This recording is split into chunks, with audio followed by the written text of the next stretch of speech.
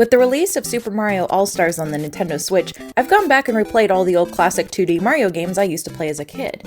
And now, because I admit I totally cheat with the rewind tool, I've actually completed them all for the first time. While my appreciation of most of these titles grew after finally being able to play through the entire games, I felt differently when it came to the title Super Mario Bros. The Lost Levels, also known as Super Mario Bros. 2 in Japan. This game is known for being far more difficult than the original Super Mario Bros., and for not even being released in North America originally for that reason. However, upon playing it myself, I see that it's not because the game fairly creates more challenge that builds upon its predecessor, though it does have a few creative ideas. Rather, experimentation on the part of Nintendo led to quite a bit of bad game design, much like an amateur building their own Mario Maker level. The levels can be beaten, but they contain tricks that seem cheap rather than clever, and it was almost like they didn't even realize what made the original Super Mario Bros. So beloved. However, this game was an important step in experimentation for Nintendo as they sought to discover what makes a solid Mario game. After the success of the original Super Mario Bros., it was only natural that Nintendo would want to create a sequel. They went with the assumption that those who would be most interested in playing Super Mario Bros. 2 would have also played the original, and therefore the sequel could expand upon the player's skills and start off at a higher difficulty. As Mario doesn't have any new moves or power-ups in the sequel, and level-wise it contains the same structure as the original with 3 levels and then a Bowser Castle, the way they ramped up the difficulty was by creating trickier platforming and also twisting expectations of what people came to expect from the original. The most famous example of this is in level 1-1, where the first item block that contains a mushroom actually contains a poison mushroom that kills the player if they touch it. This happens so early in the game that there's barely any repercussions or backtracking, but it does teach players to be on their toes and not assume that they have all the mechanics of a Mario game mastered. However, instead of helping a gamer discover the rules and design of the game, most of this game devolves into similar styled tricks that lead to so many frustrating moments. In just the second level of the game, you get introduced to a Kaizo block, which is an invisible block, right before the flagpole to make you fall and get lower points. It feels so cheap because the whole point is that you can't predict it. It's not skill-based, it's just the game laughing at you. And later in the game, I discovered another one. So I assumed I'd learned my lesson, and I jumped on top of that block to use it as a higher springboard, only to be greeted by a second Kaizo block right above the first one that still ruined my jump and sent me to the bottom of the flagpole. Instead of rewarding my new understanding of the map and mechanics and thinking I was clever for using that first Kaizo block to get me higher from the ground, it punishes me again for no good reason. This game also requires so many blind long jump leaps of faith. It's frustrating when you don't know where you're supposed to be going. It's doubly frustrating when you blind long jump and collide with an enemy they placed to trick you that you couldn't even have seen and you sometimes don't have the time to avoid.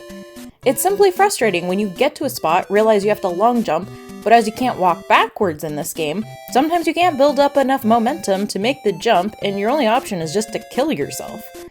Deaths should result from failed timing or lack of skill, not from staying alive but not being able to predict the future, so you're just stuck and might as well take the loss. As I would expect from a more difficult sequel, the platforming requires great precision at times. However, Mario controls like he's running on ice, making those small precise jumps or being able to stop and move out of the way of a surprise enemy or encounter that appears out of nowhere really difficult. There's also absolute nonsense maneuvering that needs to be done in the castle levels, including having to gain momentum and jump just right to reach lower platforms that are impossible to reach by walking. Some of these jumps took me like 20 tries to do correctly when immediately just rewinding and retrying. And most of these took place right at the beginning of a level, like I haven't even done anything yet. I didn't even feel accomplished after I reached them. I just felt exhausted and frustrated and cheated. This game also makes it a disadvantage to be Big Mario or Luigi. In the first game, it was nice to pick up a mushroom and know that it gave you an extra hit before you died, but this game seems to punish you for it. In fact, in one of the Bowser guess the right path nonsense levels that serves no purpose but to chew up your clock time, which I know this isn't the only game that has that, but anyway, the correct path can only be reached if you are Small Mario or Luigi. Like, what cheapness is this? You're not even going to let me complete this level if I've picked up a mushroom? You're forcing me to find a spot, to take a hit, and do the rest of this level in one hit. Okay. Let us also not forget that all of these frustrating decisions get compounded by the fact that Super Mario Bros. Games use lives. If you run out of lives, you start over. You don't get to pick up right where you failed that jump. I was frustrated enough being able to cheat rewind and keep attempting a jump till I got it. I can't imagine playing this game the way it is intended to be played. I know I'm not good at this. I could give you a level-by-level breakdown of every dumb element I found in this game, and don't even get me started on the absolute trolls that are the bonus levels. But I'm forcing myself to stop, take a moment, take a step back, and not talk about them right now, so that I don't just make a whole video complaining. Rather, I wanted to look at what we learned from this. Gaming is supposed to be an enjoyable experience. Challenge is supposed to be rewarding. And so, where did the lost levels go wrong? It didn't introduce new concepts in a way for players to learn their mechanics and master them. Rather, they were sink or swim from the get-go. The level design felt like it did the random and unexpected in a way that was always trying to punish you, not trying to surprise you. Weak controls led to frustrating moments that didn't need to be frustrating. Certain elements solely existed to waste your time and wear you down, not use your mind. I walked away from the lost levels not feeling any better of a gamer. I merely did something so many times that I managed not to fail. I don't feel proud of myself, I don't feel accomplished, and biggest of all, it wasn't fun. That's the lost levels' greatest shortcoming. Who wants to play a game that just isn't fun? The Lost Levels has been viewed even by Nintendo themselves as a misstep in game design and has mostly been replaced by the other Super Mario Bros. 2, which isn't really Mario, but that's a story for another day. However, despite my frustrations, The Lost Levels is still important, and I'm grateful for its inclusion on something as accessible to gamers today as the Nintendo Switch. This is a perfect look at how Nintendo grew as game designers. They experimented.